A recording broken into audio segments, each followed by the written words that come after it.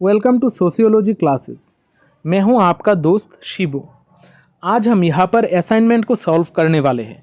यहां पर आज IGNOU MA sociology first year का असाइनमेंट सॉल्व करने वाले हैं, जो है MSO 001 sociological theories and concept.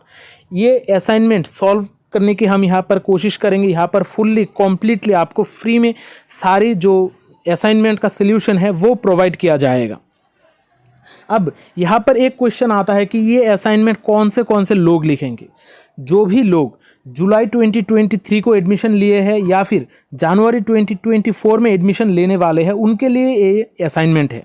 और यहाँ पर आप लोग देख सकते हो कि डेट भी मेंशन करके दिया गया है कि जो भी लोग जुलाई 2023 को एडमिशन लिया है वो लोग सबमिट करेंगे 31 मार्च से पहले, और जो भी लोग जनवरी 2024 में एडमिशन लेने वाले हैं वो लोग सबमिट करेंगे 30 सितंबर से पहले।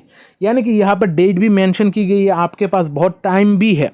मैंने यहाँ पर आप लोगों के लिए कंप्लीट असाइनमेंट का सल्यूशन करके दिया है। फिर भी अगर आप लोग अपनी तरफ से कुछ भी ऐड करना चाहते हो तो आप लोग ऐड कर सकते हो। यहाँ पर इस चैनल पे आपको सोशियोलॉजी रिलेटेड सारे वीडियोस मिलेंगे, खासकर इग्नो के सारे मटेरियल्स यहाँ पर मिलेंगे। मैंने बहुत सारे प्लेलिस्ट बना के रखी है, हर कोर्स के लिए यहाँ पर आपको प्लेलिस्ट मिलेगा। इस वजह से आप लोगों को चीज़ें ढूंढने में भी आसानी होगी और सारे नोट्स आप लोगों को एक जगह पर मिलने वाली है। सिर्फ आप लोगों को ये करना है कि चैनल को सब्सक्राइब करके रखना है और मेरा जो टेलीग्राम चैनल है उसको भी ज्वाइन कर लेना है, क्योंकि टेलीग्राम चैनल पे मैं बहुत सारी चीज़ें देता हूँ। या फिर इसके अलावा भी अगर आपका कोई क्वारी हो या फिर क्वेश्चन हो, कोई भी प्रॉब्लम हो, सारे प्रॉब्लम का सल्यूशन वहाँ पर आप लोगों को मिल जाएगी यहाँ पर। तो चलिए आज हम ये असाइनमेंट का सल्यूशन शुरू करते हैं। हम असाइनमेंट का सल्यूशन शुरू करने से पहले थोड़ा बहुत चीज़ें मैं बता देता हूँ कि ये जो असाइनमेंट का सल्यूशन है, यहाँ पर हमें थोड़ा बहुत चीज़ों के बारे में ध्यान में रखनी पड़ती है। यहाँ पर जो भी वर्ड लिमिट दिया गया है, ये वर्ड लिमिट को आपको ध्यान में रखते हुए आंसर को लिखना है। और यहाँ पर 10 क्वेश्चन है सेक्शन 1 और सेक्शन 2 को मिला के। आप लोगों को इन 10 क्वेश्चंस में से सिर्फ 5 क्वेश्चन आंसर करने हैं और कोई भी एक सेक्शन से मिनिमम 2 क्वेश्चन आप लोगों को आंसर करना ही है। मैंने इस वीडियो में आप लोगों को 5 क्वेश्चन का सॉल्यूशन दे दी है, जो आप लोग एस इट इज़ आपके असाइनमेंट पेपर पे लिख सकते हो। अगर फिर भी आपको कुछ दिक्कत लगे, आप अपनी तरफ से कुछ ऐड भी कर सकते हो। तो हमारा पहला जो क्वेश्चन है वो क्या है? Question number 1, discuss the role of concept and theory in sociological analysis. यहाँ पर मैं आप लोगों को थोड़ा बहुत ये भी कोशिश करूँगा कि ये जो सॉल्यूशन है इसके रिगार्डिंग आप लोगों को थोड़ा बहुत बता दूँ, क्योंकि ये सारे क्वेश्चन आपके एग्ज़ाम के लिए भी बहुत इंपॉर्टेंट बन जाते हैं। ये आप लोग नोट की तरह भी इसको यूज़ कर सकते हो और असाइनमेंट पेपर पे तो लिख ही सकते हो, लेकिन साथ साथ इससे आप लोग नोट्स भी बना सकते हो। यहाँ पर जो पहला क्वेश्चन है, यहाँ पर आप लोगों को पूछा गया है कि सोशियोलॉजिकल एनालिसिस में हमारा कॉन्सेप्ट ऑफ थ्योरी का क्या रोल है। अब जब भी हम असाइनमेंट लिखते हैं तो हमें ध्यान रखना होता है कि हमें इंट्रोडक्शन और कंक्लूजन, हर क्वेश्चन का इंट्रोडक्शन और कंक्लूजन देना ज़रूरी है, क्योंकि ये आप लोगों को पहले से ही पूछा जाता है कि इंट्रोडक्शन और कंक्लूजन देना ही है। और जो भी बाकी पॉइंट्स है आप लोग कोशिश कीजिए कि ज़्यादा से ज़्यादा पॉइंट्स हो, क्योंकि जब आप ज़्यादा पॉइंट लिखते हो तो आपका मार्क भी उतना ही कैरी होता है। यहाँ पर अगर हम role of concept and theory in sociological analysis की बात करें तो हमारा सोशियोलॉजिकल एनालिसिस में हमारा कॉन्सेप्ट और थ्योरी का बहुत ज़्यादा इम्पोर्टेंस है। यहाँ पर हमारा रोल जो है सोशियोलॉजिकल एनालिसिस में हमारा कॉन्सेप्ट का, ये बहुत ही इम्पोर्टेंट बन जाता है, क्योंकि हम कॉन्सेप्ट से ही समझ सकते हैं कि हम कौन सी चीज़ को स्टडी कर रहे हैं, हम कौन सी चीज़ को एनालाइज कर रहे हैं। हमें कॉन्टेक्स्ट का भी पता होना चाहिए और हमें कॉन्सेप्ट का भी पता होना चाहिए। जैसे हम हर जगह पर स्ट्रक्चर की स्टडी करेंगे, फंक्शन की स्टडी करेंगे, लेकिन हम कौन सी कॉन्सेप्ट को, जो स्ट्रक्चर है वो हम कौन सी कॉन्सेप्ट के हिसाब से यूज़ कर रहे हैं, कौन सी जगह पर यूज़ कर रहे हैं, इसको भी हमें दिमाग में रखना होगा।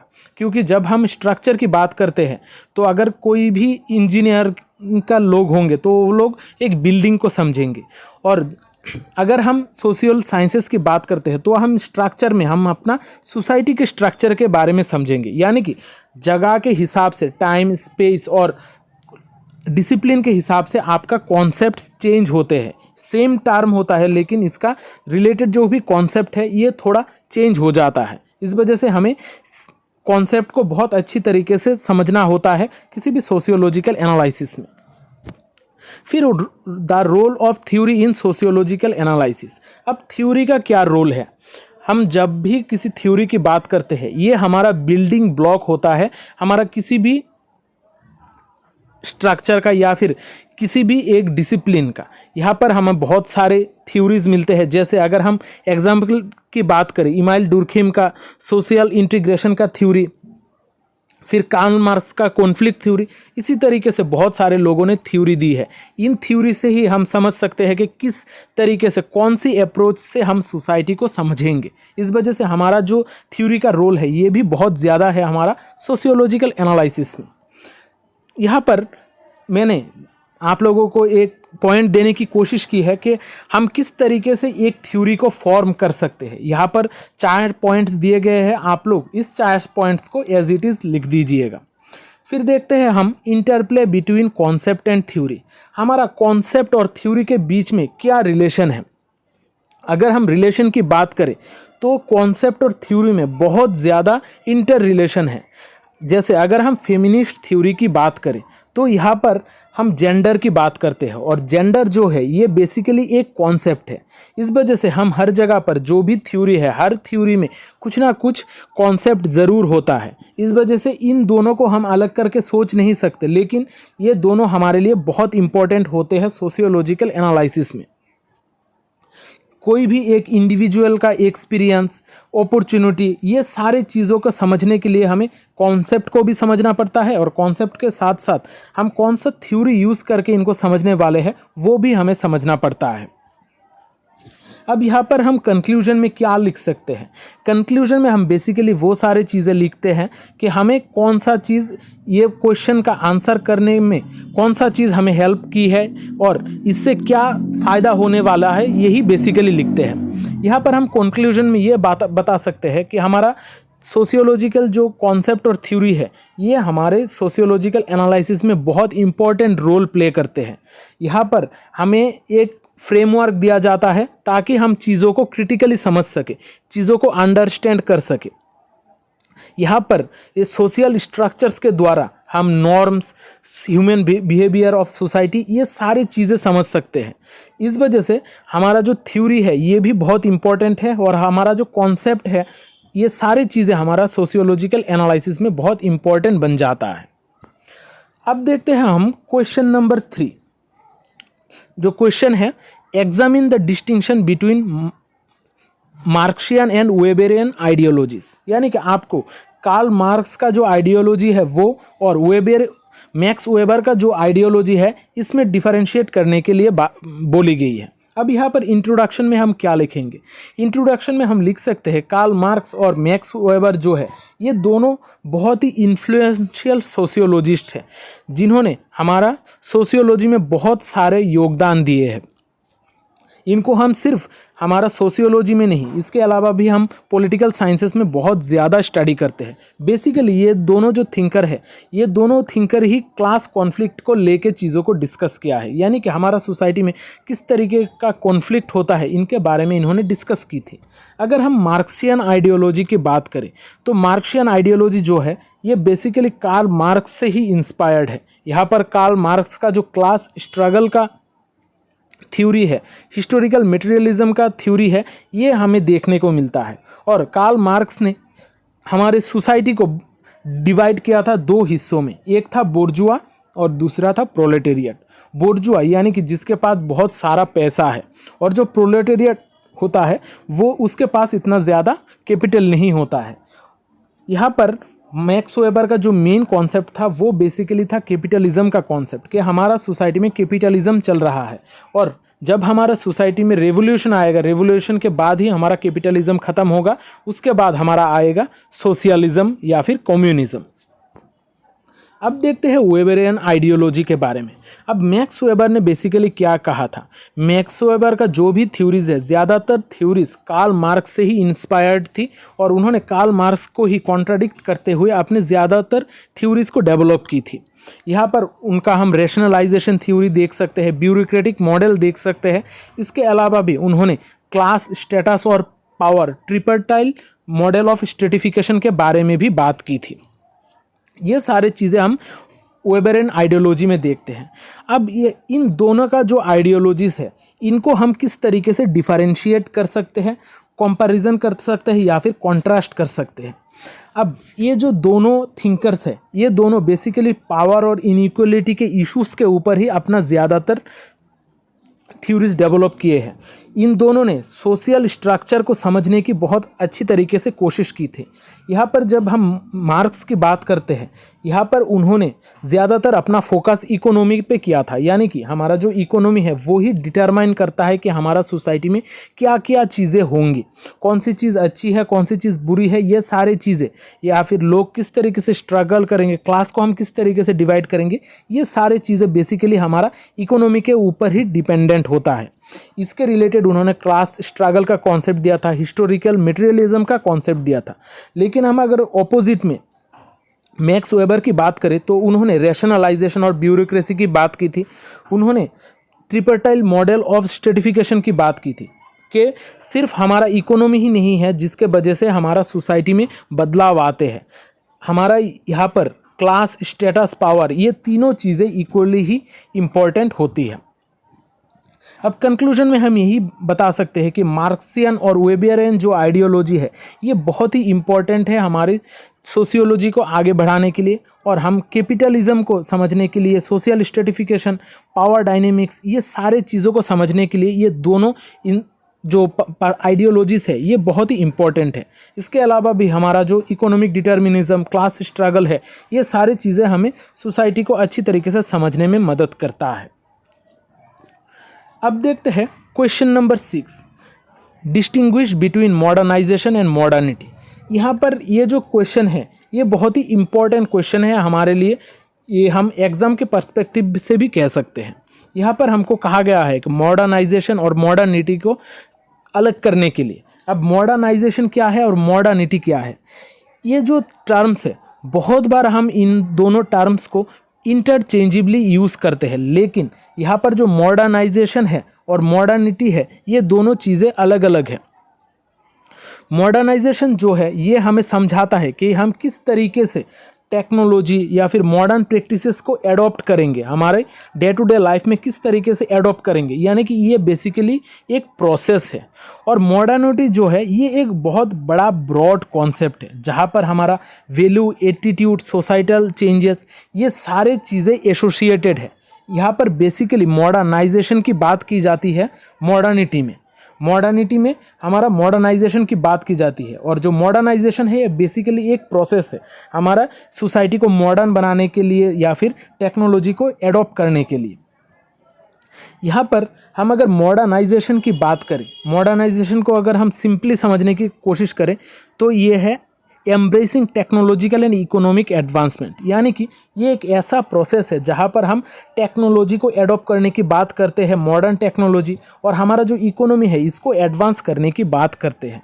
अब मॉडर्नाइजेशन का क्या क्या की फीचर्स है, अगर हम की फीचर्स की बात करें, technological advancement, economic growth, urbanisation और इंफ्रास्ट्रक्चर डेवलपमेंट। अब आते हैं हम मॉडर्निटी में। मॉडर्निटी को अगर सिंपली डिफाइन करने की कोशिश करते हैं तो ये है सोसाइटल एंड कल्चरल ट्रांसफॉर्मेशन।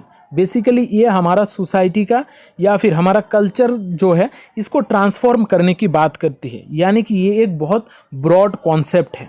अब इस मॉडर्निटी का क्या क्या की फीचर्स है, यहाँ पर हम इंडिविजुअलिज्म देखते हैं, सेकुलराइजेशन, सोशल चेंज और ग्लोबलाइजेशन देखते हैं। इंडिविजुअलिज्म यानी कि यहाँ पर इंडिविजुअल के राइट, ऑटोनॉमी पर, फ्रीडम के ऊपर ज़्यादा एम्फसाइज किया जाता है।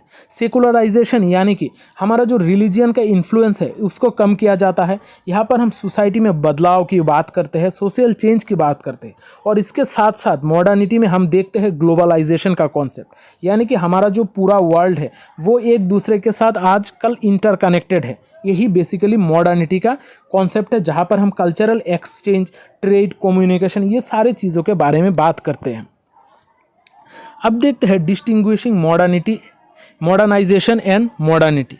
अब मॉडर्नाइजेशन और मॉडर्निटी को किस तरीके से हम अलग कर सकते हैं। मॉडर्नाइजेशन जो है वो एक प्रोसेस है, और जो मॉडर्निटी है वो एक बहुत ही ब्रॉड कॉन्सेप्ट है, जहाँ पर हमारा मटेरियल, इकोनॉमिक एस्पेक्ट, ये सारे लार्ज ट्रांसफॉर्मेशन के ऊपर बात की जाती है। अब ये सारे चीज़ों का इम्प्लीकेशंस क्या है हमारे सोसाइटी में। अगर हम हमारे सोसाइटी का इम्प्लीकेशन की बात करें तो मॉडर्नाइजेशन और मॉडर्निटी, ये सारे चीज़ें हमारे पॉलिसी मेकिंग या फिर सोशियोलॉजी, स्कॉलर्स, ये सारे लोगों को बहुत ज़्यादा इन्फ्लुएंस करती है। यहाँ पर हमारा जो सोसाइटी का कॉम्प्लेक्सिटी है इसको समझाती है हमारा मॉडर्नाइजेशन और मॉडर्निटी। इस वजह से हम जब भी इकोनॉमिक ग्रोथ की बात करते हैं, हमारा लिविंग स्टैंडर्ड की बात करते हैं, एनवायरनमेंट की बात करते हैं, सारे चीज़ें हमारा मॉडर्नाइजेशन और मॉडर्निटी से जुड़ा हुआ है। अब हम कंक्लूजन में यही कह सकते हैं कि ये जो मॉडर्नाइजेशन और मॉडर्निटी है ये दोनों इंटरकनेक्टेड है। यहाँ पर मॉडर्निटी हमें टेक्नोलॉजी और इकोनॉमिक प्रोग्रेस की बात करते हैं, मॉडर्नाइजेशन टेक्नोलॉजिकल और इकोनॉमिक प्रोग्रेस की बात करता है, और जो मॉडर्निटी है ये हमारा सोसाइटल और कल्चरल चेंज की बात करता है। यहाँ पर इन दोनों को समझना हमारे लिए ज़रूरी है, खासकर जो भी लोग सोशियोलॉजी है उनको समझने की ज़रूरत है, क्योंकि हम इसी के द्वारा ही हमारा जो चैलेंजेस, अपॉर्चुनिटीज़ है हमारा सोसाइटी का, इसको हम समझ पाएंगे। अब देखते हैं question number 7, discuss the elements of caste in gender stratification. यानी कि हमारा जो जेंडर स्ट्रेटिफिकेशन है उसमें कास्ट का क्या क्या एलिमेंट है, या फिर हम कास्ट का क्या रोल है जेंडर स्ट्रेटिफिकेशन में। अब ये बेसिकली जेंडर स्ट्रेटिफिकेशन क्या है। जेंडर स्ट्रेटिफिकेशन यानी कि हमारा जो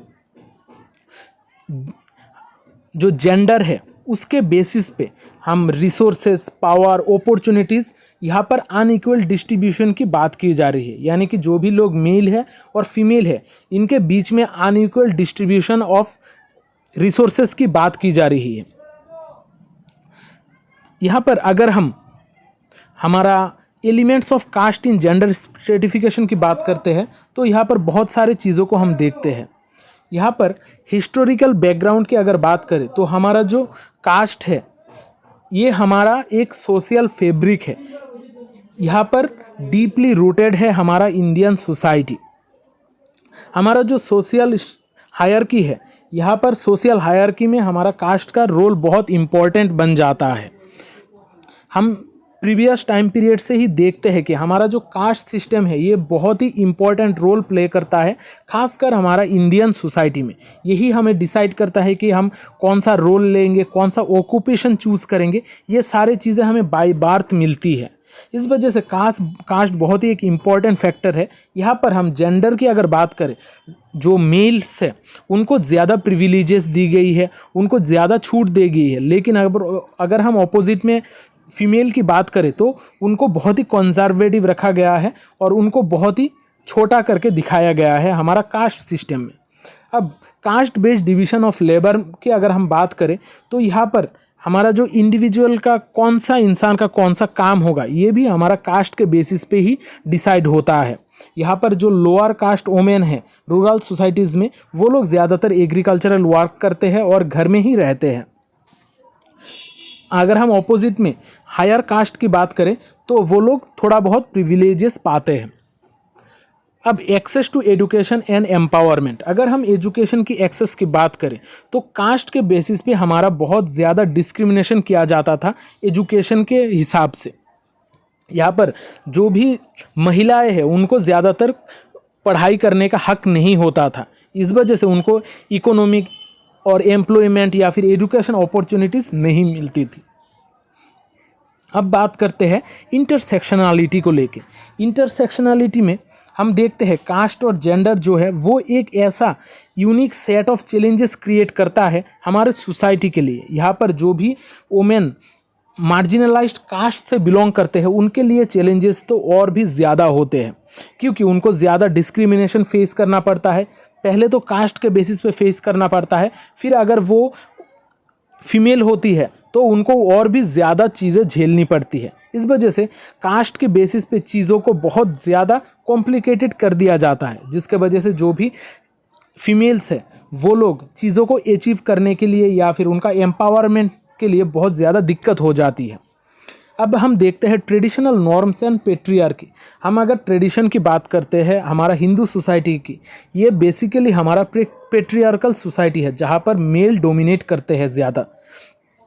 यहाँ पर इसके वजह से जो भी फीमेल है कास्ट के बेसिस पे उनको चीज़ें प्रोवाइड नहीं की जाती है। इस वजह से उनका फैमिली में जो कंट्रीब्यूशन है वो भी कम होता है, उनको कम्युनिटी में इतना ज़्यादा हक भी नहीं दिया जाता है और डिसीजन मेकिंग प्रोसेस में तो बहुत ही कम योगदान होता है फीमेल्स का। अब देखते हैं वायोलेंस एंड ऑपरेशन। अगर हम वायोलेंस और ऑपरेशन की बात करते हैं तो कास्ट के बेसिस पे महिलाओं पर बहुत ज़्यादा अत्याचार होते हैं। यहाँ पर सेक्सुअल असॉल्ट, एक्सप्लॉयटेशन, ये सारे चीज़ें हमारा कास्ट के बेसिस पे आज भी चलता आ रहा है। हम अगर फिल्में देखेंगे पुराने ज़माने की तो वहाँ पर आप लोग देख सकते हो कि किस तरीके से कास्ट के बेसिस पे ऑपरेशन किया जाता है। आजकल भी हम रूरल सोसाइटीज़ में ये सारे चीज़ें देखते हैं। अब लीगल एंड पॉलिसी फ्रेमवर्क्स की थोड़ा हम बात कर लेते हैं। आजकल हमारा इंडिया में वुमेन्स को कास्ट के बेसिस पे या फिर कास्ट के जो भी लोग हैं इन सारे लोगों को इक्वल राइट्स देने के लिए बहुत सारे पॉलिसीज़ बनाई गई है। इन सारे चीज़ों को टैकल करने के लिए, मार्जिनलाइज्ड सेक्शन को ऊपर लाने के लिए बहुत सारे प्रोविज़न लिए गए हैं, बहुत सारे कॉन्स्टिट्यूशन में भी हमें हक दिया गया है। अब कंक्लूजन में हम यही कह सकते हैं कि ये जो कास्ट सिस्टम है और ये जो जेंडर स्ट्रेटिफिकेशन है ये बहुत ही इंटर रिलेटेड है हमारा इंडियन सोसाइटी में। इंडियन सोसाइटी में ये कास्ट के बेसिस पे जो हायरार्की होता है ये हमारे जेंडर ऑपरेशन का कारण बन जाता है। लोगों को यहाँ पर छोटा करके देखा जाता है, यहाँ पर पेट्रियार्कल वैल्यूज़ को प्रमोट किया जाता है, यहाँ पर जो भी लड़कियां हैं उनको लिमिटेड अपॉर्चुनिटीज़ प्रोवाइड किया जाता है। उनको बोला जाता है कि आप चूल्हा चौका करो, आप घर में ही रहो, जो कमाने का काम है या फिर जो बाहर का काम है वो मेल्स ही करेंगे। लेकिन आजकल हम देखते हैं कि हमारा सोसाइटी धीरे धीरे ट्रांसफॉर्म हो रही है, लेकिन फिर भी हम अब भी बहुत दूर है हमारा मॉडर्निटी को अचीव करने में। अब देखते हैं question number 8, explain the roles and functions of civil society in a democracy. यानी कि हमारा डेमोक्रेसी में सिविल सोसाइटी का क्या रोल और फंक्शन है। अगर हम सिविल सोसाइटी की बात करें तो ये सिविल सोसाइटी बेसिकली है क्या। Civil society refers to the realm of private sphere of an individual, यानी कि किसी एक इंडिविजुअल का जो प्राइवेट एरिया है उसको कहा जाता है सिविल सोसाइटी। उसका आसपास का जो एरिया है वो बेसिकली होता है सिविल सोसाइटी। ये जो सिविल सोसाइटी है इसको हम थर्ड सेक्टर कहते हैं। ये गवर्नमेंट और बिजनेस इससे अलग होता है। यहाँ पर फैमिली और प्राइवेट स्पेयर जो है ये भी इंक्लूडेड होता है। अब सिविल सोसाइटी कौन से सेंस में हम बेसिकली यूज़ करते हैं, ये बेसिकली एक ऐसा नॉन गवर्नमेंटल ऑर्गेनाइजेशन या फिर नॉन गवर्नमेंटल इंस्टीट्यूट है जो हमारी सिटीज़न के इंटरेस्ट के हिसाब से या फिर हमारे लोगों के हिसाब हक के लिए लड़ती है। यहाँ पर कौन वो लोग हैं जो सिविल सोसाइटी के पार्ट होते हैं। सिविल सोसाइटी में इंडिविजुअल या फिर ऑर्गेनाइजेशन जो भी गवर्नमेंट से इंडिपेंडेंट है, यानी कि गवर्नमेंट से इन्फ्लुएंस्ड नहीं है, ऐसे लोग सिविल सोसाइटी का पार्ट बनते हैं। हमारा जो सिविल सोसाइटी ये बहुत ही क्रूशियल है हमारा डेमोक्रेसी को मेंटेन करने के लिए। हमारा जो भी नॉन गवर्नमेंटल चीज़ें हैं, नॉन प्रॉफिटेबल है, ये जो सिविल सोसाइटी है ये basically non governmental, non profitable और वॉलेंटियरी ऑर्गेनाइजेशन है जो हमें स्टेट और सिटीज़न के बीच में एक इंटरफेस के जैसा काम करता है। अब हम रोल और function of civil society in a democracy के बारे में देखते हैं। क्या क्या रोल या फिर फंक्शन है हमारा सिविल सोसाइटी का। यहाँ पर एडवोकेसी एंड पॉलिसी इन्फ्लुएंस, यानी कि पॉलिसी बनाने के लिए जो भी चीज़ें चाहिए ये सिविल सोसाइटी ऑर्गेनाइजेशन बहुत ही इम्पोर्टेंट रोल अदा करते हैं। ये लोग मार्जिनलाइज्ड जो ग्रुप है इनको इकट्ठा करते हैं, पॉलिसी डिसीजन में अपना इन्फ्लुएंस देते हैं, क्योंकि सिविल सोसाइटी में वही लोग होते हैं जो ज़्यादा इन्फ्लुएंस्ड है। यहाँ पर मॉनिटरिंग एंड अकाउंटेबिलिटी, यानी कि ये सिविल सोसाइटी मॉनिटर करता है कि ये जो गवर्नमेंट है वो अच्छी तरीके से काम कर रहा है कि नहीं काम कर रहा है, और ये गवर्नमेंट को अकाउंटेबल रखता है। और ये जो सिविल सोसाइटी है इसका पार्ट सिर्फ इन लोग नहीं, इसके अलावा भी मीडिया के जो पर्सन्स हैं वो भी सिविल सोसाइटी के ही पार्ट होते हैं। फिर देखते हैं service delivery and social welfare. हमारा सर्विसेज अच्छी मिल रही है कि नहीं मिल रही है गवर्नमेंट से, या फिर सोशल वेलफेयर का जो स्कीम्स है वो चल रही है, हर कोई इंसान अच्छी तरीके से जी रहा है कि नहीं जी रहा है, ये सारे चीज़ें सिविल सोसाइटीज़ देखती है। ये हमारे ब्रिज बिल्डिंग एंड मेडिटेशन का काम करता है। हमारा गवर्नमेंट और जो हमारा नॉर्मल सोसाइटी है, नॉर्मल पीपल है, इनके बीच में एक ब्रिज का काम करता है ये सिविल सोसाइटी। इस वजह से सिविल सोसाइटी जितना अच्छा होगा हमारा सोसाइटी उतना ज़्यादा डेवलप करेगी। यहाँ पर कैपेसिटी बिल्डिंग और एम्पावरमेंट की बात करता है सिविल सोसाइटी, यानी कि हमारा सोसाइटी में जो भी कैपेसिटी बिल्डिंग है ये हमें सिविल सोसाइटी से ही ज़्यादातर देखने को मिलती है, और ये हमें एम्पावर करने के लिए बहुत ज़्यादा मदद करता है। यहाँ पर cultivating a culture of participation, यानी कि सिविल सोसाइटी हमें पार्टिसिपेट करने में मदद करता है। हम पब्लिक अफेयर्स में अपना योगदान दे, गवर्नमेंटल चीज़ों में अपना योगदान दे, ये सारी चीज़ें हमें सिखाती है civil society. Basically civil society जो है हमें एडुकेट करने का काम करता है कि हमारा जो सोसाइटी है किस तरीके से चल रहा है, हमारा गवर्नमेंट किस तरीके से रन कर रहा है, वो अच्छा है कि बुरा है, ये सारी चीज़ें हमें सिविल सोसाइटी ही बताता है। इस वजह से कोई भी एक डेमोक्रेसी में एक अच्छा सिविल सोसाइटी होने बहुत ज़रूरी है। वही लोग हमें गवर्नमेंट को बाकी लोगों के प्रति अकाउंटेबल रखता है। फिर safeguarding human rights and freedom, यानी कि सिविल सोसाइटी हमारा ह्यूमन राइट्स और फ्रीडम को सेफगार्ड करता है, यानी कि हमारा ह्यूमन राइट्स मिल रहा है कि नहीं मिल रहा है, या फिर उसका वायोलेशन हो रहा है, ये सारी चीज़ें सिविल सोसाइटी ही देखता है। आखिर हम कंक्लूजन में यह बता सकते हैं कि हमारा जो सिविल सोसाइटी है ये इसका रोल हमारा डेमोक्रेटिक सिस्टम में बहुत ज़्यादा है। यही सिविल सोसाइटी है जो हमें अपना हक अदा करने में मदद करती है।